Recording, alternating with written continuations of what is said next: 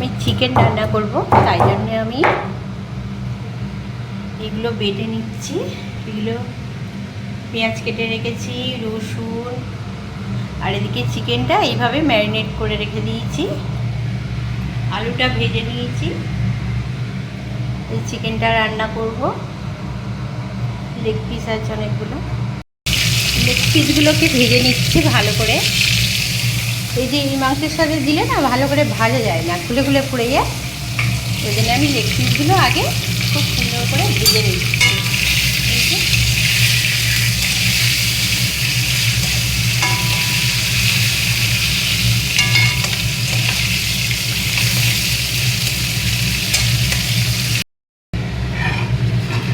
Leg পিসগুলোকে ভেজে নিয়েছি।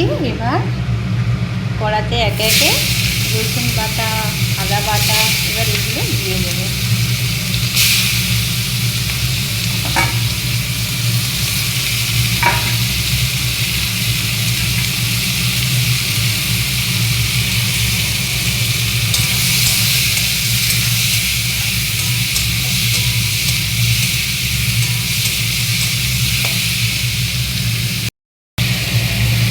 ভাজা হয়ে গেছে, এবার এই ম্যারিনেট করা চিকেনটাকে দিয়ে দেবো।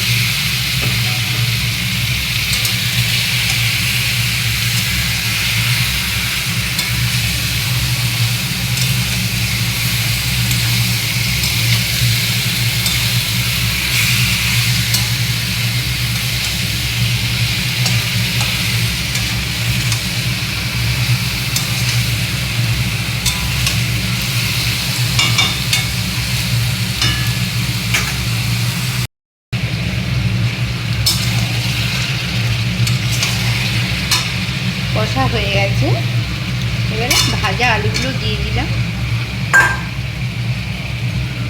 এই যে এগুলো ভেজে রেখেছিলাম, এগুলোও দিয়ে দিলাম।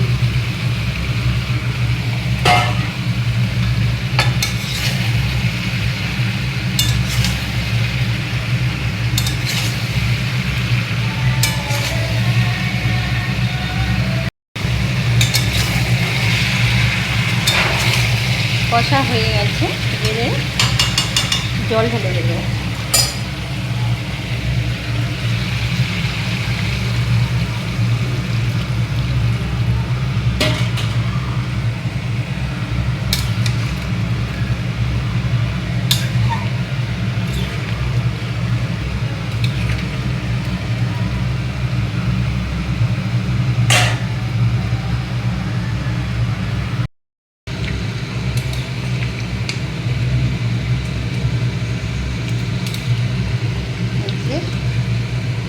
আমার মাংসের ঝোল রেডি হয়ে গেছে। আমার মাংসের ঝোলটা এবার নামিয়ে নেব।